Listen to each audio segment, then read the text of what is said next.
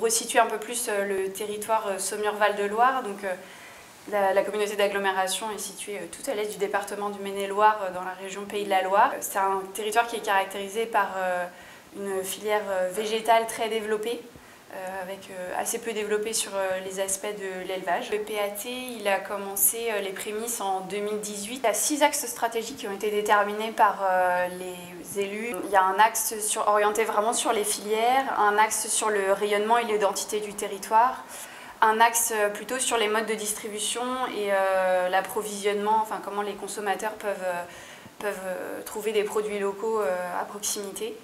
Un axe sur la restauration collective, un axe sur les aspects environnementaux, la question de l'eau qui est assez importante dans le Saumurois, et puis un peu plus globalement les questions d'économie circulaire, et puis un dernier axe qui allie à la fois les questions de précarité alimentaire, les questions de santé-nutrition, et puis les questions aussi de convivialité, lien intergénérationnel. À la suite de ça, donc, un diagnostic a été réalisé en décembre 2020, où il a pu être présenté aux acteurs du territoire. Le PAT a été labellisé par l'État, et ensuite on est entré dans une phase plutôt de concertation avec les acteurs du territoire pour avoir davantage de remontée des acteurs, suite à quoi on a répondu au plan de relance. Il y a un partenariat fort qui est développé avec la Chambre d'agriculture depuis le début du PAT, qui nous accompagne notamment sur la méthodologie, l'apport de données, sur la technique à mettre en œuvre pour élaborer ce PAT. Voilà. Et donc là maintenant, en 2022, on commence la mise en œuvre des premières actions, notamment grâce au plan de relance.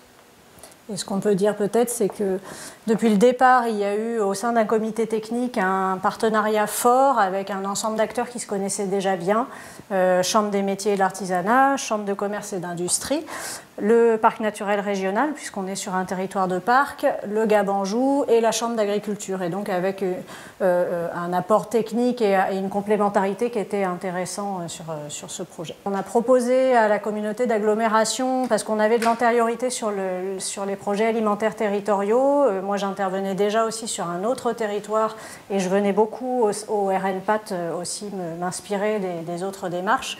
Donc, on a proposé à l'agglomération d'être aussi en appui méthodologique et un peu en co-animation sur les phases participatives, sur la mobilisation des acteurs.